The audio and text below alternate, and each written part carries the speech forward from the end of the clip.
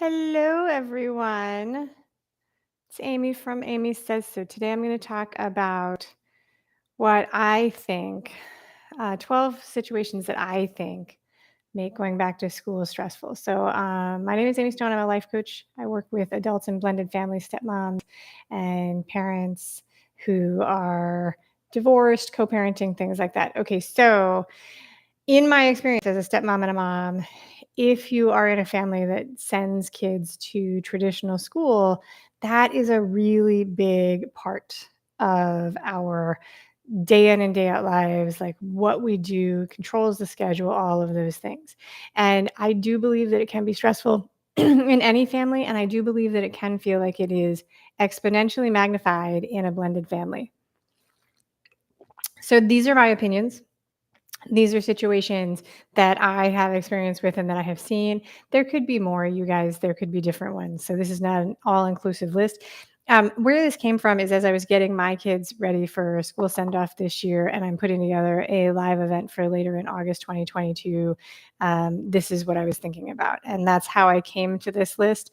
And if you want information about that, it will be live on August 30th this year in 2022, and then it will be something that I offer as a standalone workshop. Okay. So 12 reasons that going back to school can be really stressful. It can feel really stressful in a blended family, right?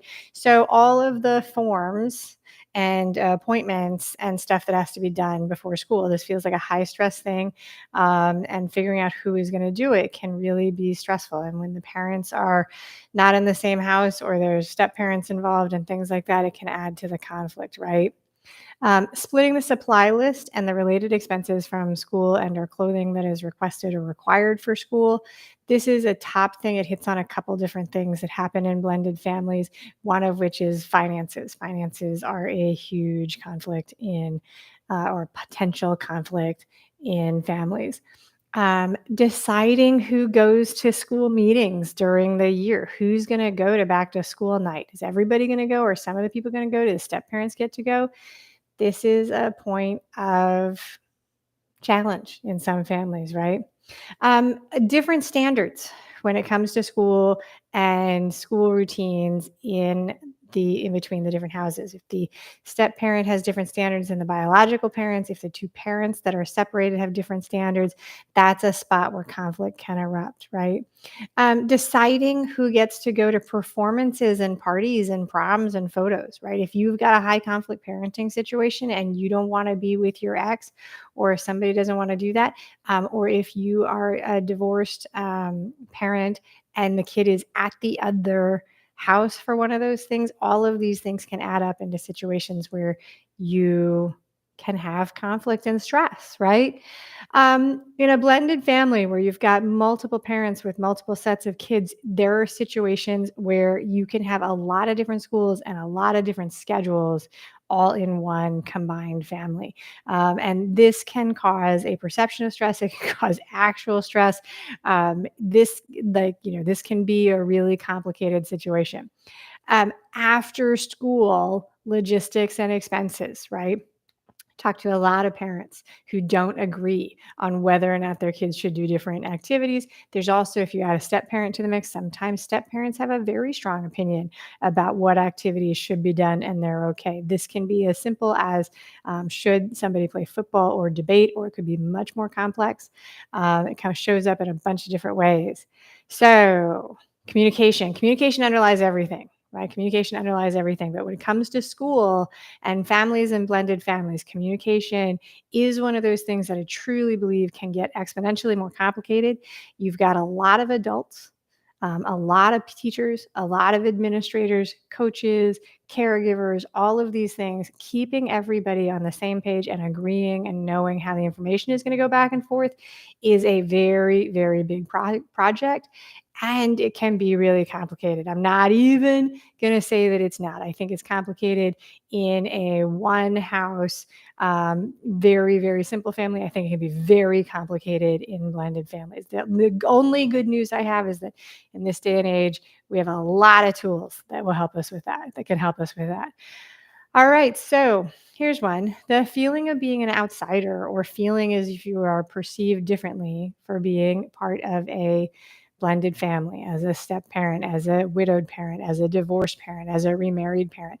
That perception can really impact how you feel and how you experience the back to school situation, right? That's one of the things that comes up.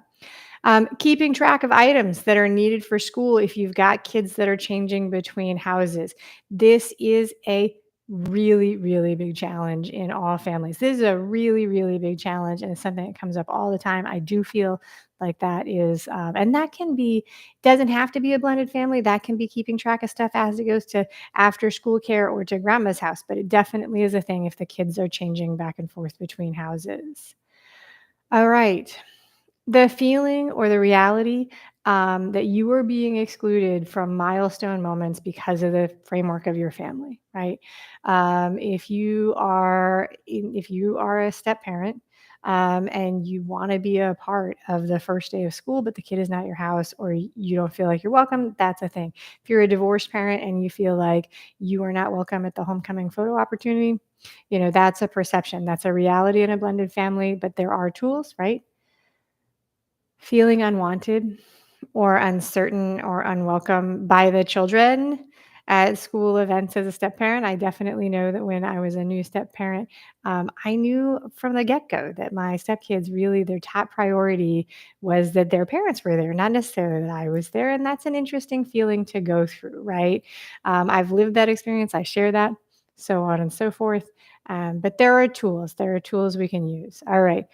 Feeling like you don't fit in the school network because you are a big blended family. This is probably one of the things that is the genesis of why I do what I do, to give blended families and step parents a voice within this conversation. There are lots of times where I felt like we were plugging our family into a situation where it wasn't really designed for us. And I think that that's like something that we should address, right? So I'm more than happy to share those things. So that should be 12 forms, supply lists, school meetings, different standards, who gets to go to events, multiple schools, after school activities, communication between all the people, how we feel ourselves seen, keeping track of the items, feeling like you're excluded from special moments, and feeling like you don't fit as a family. Those are the 12 ways that I see that blended families have extra challenges as we go back to school and as we go through the school year. I hope that you guys found this helpful. There is a lot more information. I wrote a long article about this, which is on the blog, amysaysso.com, and you can read it. It's one of the most read pieces of content that I've written on this topic. And I am putting together a live workshop summit at the end of August 2022. So if you watched this before then, great, sign up for that. It's a one-day free event. Love to have you. If you're watching this after that has happened, it will be available as something that you can find out about. So just go to the website and find all the details. Thanks for watching. Have a great day.